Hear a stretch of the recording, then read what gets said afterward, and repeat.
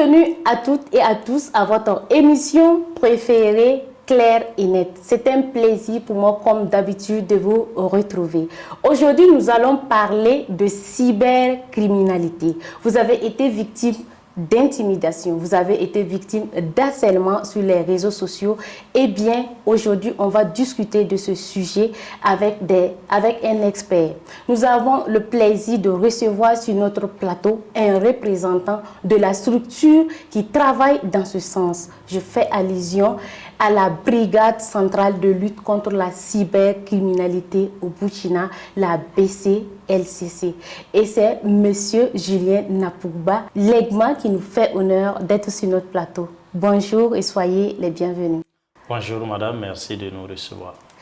Votre structure est compétente en matière d'enquête sur les infractions, en matière d'informatique et celle facilitée par les technologies de l'information et de la communication. Beaucoup connaissent déjà la structure, mais je suis sûre qu'il y a certains également qui ignorent cette structure-là. En quelques mots, vous pouvez nous présenter brièvement la BCLCC. D'accord, merci madame pour la question. Il faut noter que la Brigade centrale de lutte contre la cybercriminalité, c'est une structure spécialisée en matière d'enquête sur les infractions liées à la cybercriminalité. Elle a été créée en 2020. Et cette structure emploie du personnel policier et gendarme, pour dire qu'elle est mixte dans son organisation. Également au niveau organisation des différentes divisions, notons que nous avions 3 départements, à savoir la division qui est en charge des enquêtes. Et lorsque vous venez en tant que victime, c'est cette division-là qui vous reçoit et qui diligente les enquêtes liées à votre cas. Et cette division dans sa façon de travailler a besoin d'éléments numériques, c'est-à-dire de la preuve numérique pour instruire l'investigation. Dans ce sens, elle est appuyée par la division du laboratoire de criminalistique numérique et de veille technologique, qui est le bras technique de la brigade. Enfin, nous avions la division qui est en charge des statistiques, de la communication et de la collaboration policière, qui tient un fichier statistique à jour sur le phénomène lié à la cybercriminalité et également qui anime des séances de sensibilisation au profit des populations pour développer ou promouvoir leur culture de cyberprudence. Et en termes de mission, il faut noter que la Brigade centrale de lutte contre la cybercriminalité a pour attribution de recevoir et de traiter les plaintes et dénonciations venant des personnes physiques ou morales de droit privé ou de droit burkinabé. Également, nous appuyons les autres services de police judiciaire dans le cadre de leur enquête en leur apportant notre expertise technique.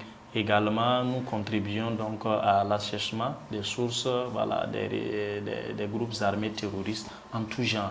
Et nous traitons des réquisitions judiciaires en provenance des parquets et également les demandes d'entraide internationale. Donc voici en quelques mots ce que je peux dire de la Brigade centrale de lutte contre la cybercriminalité. Merci beaucoup pour cette brève présentation. En tout cas, vous faites un travail formidable. Merci. Aujourd'hui, nous nous intéressons aux dangers des faux profils, les risques de harcèlement en ligne, comment réagir en cas de cyber-intimidation. Comment identifier un faux profil sur les réseaux sociaux? D'accord. Déjà, il faut noter que, avant de répondre à la question, il faut percevoir déjà la notion de cybercriminalité qui est dans le code pénal déjà prévoit 2 types d'infractions. On va dire 2 grandes rubriques. La première rubrique, c'est l'ensemble des infractions en matière informatique. C'est-à-dire, c'est des types d'infractions qui portent directement sur des systèmes informatiques. C'est par exemple quand on prend le contrôle du système informatique d'une institution. Le second, c'est les infractions, l'ensemble des infractions qui ont été facilitées par l'utilisation des technologies de l'information et de la communication, dont par exemple la question des faux profils qui souvent peut s'apparenter à de l'usurpation d'identité, parce que ce n'est plus votre identité vraie, ou bien les questions d'escroquerie par exemple en ligne. Alors pour savoir qu'un profil est faux, il faut d'abord noter que le profil il devient faux lorsque, par exemple, quelqu'un le crée dans un but, par exemple, de faire du mal ou bien de faire des activités malveillantes au détriment de son propre compte qui est lié à son identité personnelle. Et généralement, le profil faux donc travaille à masquer l'identité en utilisant soit un pseudonyme ou bien un nom voilà, qui n'a pas un lien avec sa personne directe. Ça peut également être constitué par exemple d'un profil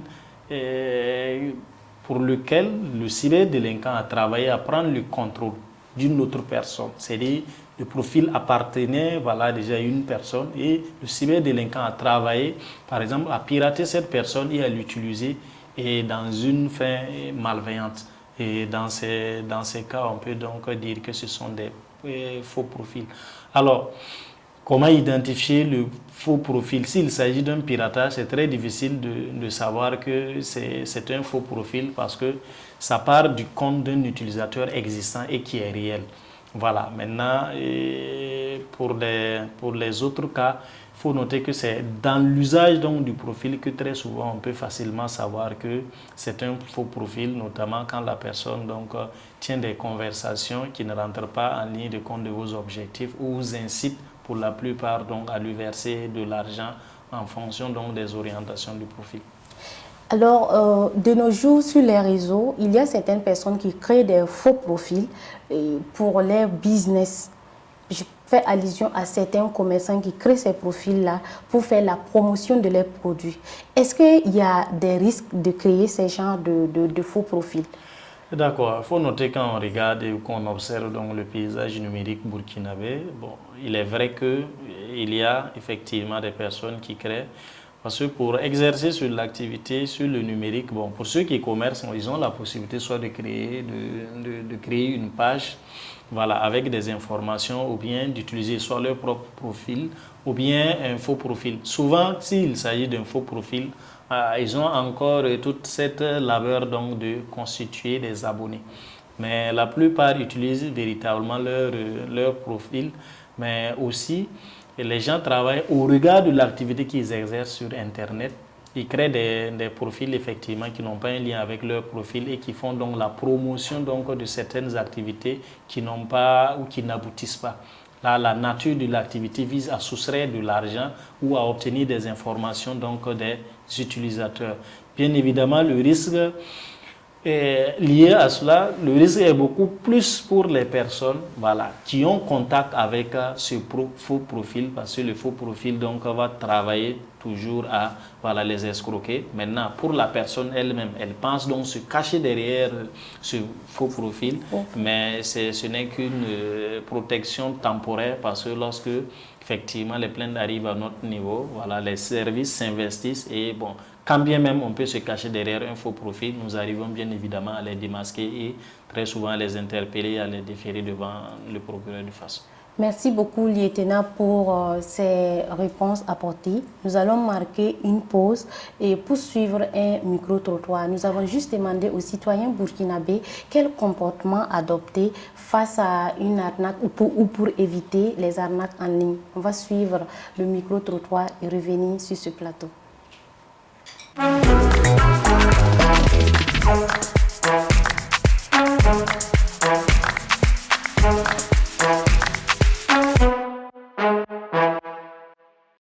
Si par exemple quelqu'un vous écrit avec le nom d'une autre personne que vous connaissez, la première des choses, c'est de chercher à savoir si véritablement c'est la personne que vous connaissez qui vous écrit. Donc en ce moment, ça vous permet de savoir si c'est un faux profil ou bien c'est un compte piraté. Mon conseil est que ce n'est pas sur tous les liens qu'il faut cliquer. Quand il y a un truc qui ne va pas, c'est mieux de voir les proches parce qu'aujourd'hui, tout le monde est sur les réseaux sociaux. C'est mieux de peut-être contacter un ami, une soeur pour dire « Ah, j'ai vu un truc, mais est-ce que tu penses que je peux faire comme ça et tout ?» Et puis, avec les conseils des autres et tout, vous êtes situé pour éviter de se faire arnaquer. Ça, c'est mon point de vue. Moi, je dirais la prudence, en fait, et aussi beaucoup s'informer avant de se lancer. Faire attention beaucoup aux liens qu'on nous envoie sur les réseaux sociaux. Et puis aussi la facilité aussi. Parce que souvent, il y a des produits qui coûtent peut-être, je dirais, peut-être 15 000 francs. Ils vont venir te proposer ça à 3 000 francs. Toi-même, tu reconnais que ce produit n'est pas à 3 000 francs. Et tu vas te lancer dedans, envoyer ton argent, ne viens pas dire que non, on t'a arnaqué. C'est toi-même, tu as aimé la facilité. retour sur ce plateau. Alors, Monsieur Legma, on vient de suivre le micro-trottoir. Que pensez-vous des avis des citoyens burkinabés? Je pense déjà que ce sont des avis donc avertis. Voilà, on sent que ce sont des personnes qui ont quand même des notions donc liées donc à cette pratique et qui font déjà de très bonnes recommandations, notamment lorsque voilà, vous recevez donc des messages voilà, liés donc au cyberharcèlement ou lorsque voilà, vous recevez donc un faux profil qui commence ou qui engage une conversation avec vous, où ils font ressortir déjà effectivement des dispositions à prendre en tant qu'utilisateur pour se protéger et ne donc pas se faire avoir par ces faux profils ou se faire intimider sur Internet. Ok. Comment se protéger contre le harcèlement en ligne? D'accord. Le harcèlement en ligne, voilà, il survient lorsque effectivement vous recevez de façon répétée des messages, voilà, qui portent atteinte, par exemple, à votre considération ou qui vous font des propositions, par exemple, indécentes. Dès lors que vous aviez ce type de profil, ce que nous recommandons, c'est déjà d'éviter de répondre. Voilà, c'est de préserver également les éléments de preuve de la conversation si toutefois il y a des propositions indécentes pour lesquelles vous aviez plusieurs fois évité ou sommé donc d'arrêter que la personne persiste pour pouvoir faire valoir ces éléments comme éléments de preuve lors de votre plainte. Et c'est également d'éviter d'échanger beaucoup avec la personne. Là, bon, vous coupez tout contact avec la personne et c'est de se déplacer vers nos services pour déposer une plainte.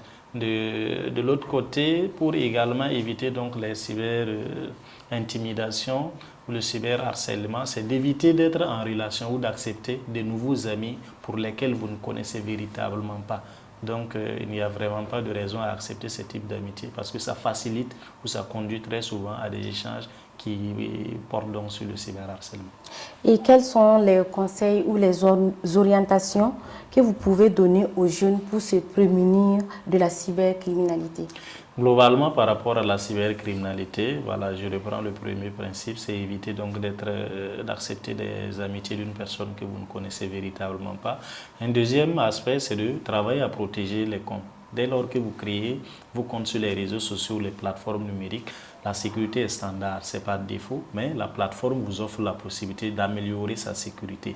C'est d'aller dans les paramètres de sécurité et d'améliorer voilà, le paramétrage en décidant des informations que vous souhaitez rendre publiques et celles que vous souhaitez donc cacher. C'est le deuxième aspect. C'est d'éviter également d'envoyer des contenus intimes donc, de vous à des personnes, que ce soit votre conjoint ou que ce soit voilà, des personnes nouvellement connues, parce que ces produits ces fichiers peuvent être utilisés comme moyen de chantage donc, à votre égard. C'est également d'éviter donc tout ce qui est très alléchant, voilà, parce que très souvent on escroque les gens sur Internet parce que ce qu'on vous propose, c'est des propositions très alléchantes et le grain est tellement élevé que les gens s'adonnent. Malheureusement, à la fin, ils se font donc arnaquer. Donc, c'est aussi au regard du contexte burkinabé, donc d'éviter de diffuser des messages donc, de haine sur Internet et savoir que Internet n'est pas un domaine de non-droit. Tout ce que vous publiez sur Internet, vous pouvez être appelé donc, à répondre de ces actes. Effectivement, on va profiter, rebondir en même temps. Quelles sont les voies de recours lorsqu'une personne est victime de cyber-intimidation? D'accord. Dès que vous êtes victime de cyber-intimidation, vous avez la possibilité de prendre contact avec la BCLCC qui est située donc à Zabat Daga. Voilà, nous avions donc des contacts qu'on peut noter. C'est le 25 39 58 41. Nous offrons également la possibilité pour les personnes qui ne sont pas à Ouagadougou de déposer une plainte à travers donc, voilà, notre adresse mail qui est donc cybercrime@securite.gov.bf. Nous allons mettre en ligne d'ici le mois de décembre également une plateforme de signalement qui va vous permettre de faire des dénonciations soit en anonyme, soit en nominatif par rapport donc, à tout ce qui est cas que vous rencontrez sur Internet ou portant donc, sur votre propre personne. Donc, c'est véritablement de toujours avoir cette culture de la plainte et s'approcher dans les premiers instants vers les services voilà, compétents pour la prise en charge de votre cas. Merci beaucoup, Monsieur Legma, d'avoir répondu à notre invitation. Parce qu'en quelques minutes, on ne peut pas finir d'échanger sur ce sujet, mais je pense que l'essentiel du message est passé. C'était un plaisir pour moi de vous recevoir. Chers téléspectateurs, chers internautes, c'est tout pour cette émission. Merci de nous avoir suivis. Prudence et beaucoup de prudence lorsqu'on profile sur les réseaux sociaux. Mais n'oubliez surtout pas de suivre les liens qui s'affichent en bas de votre écran. Il vous suffit d'aller liker, commenter et partager.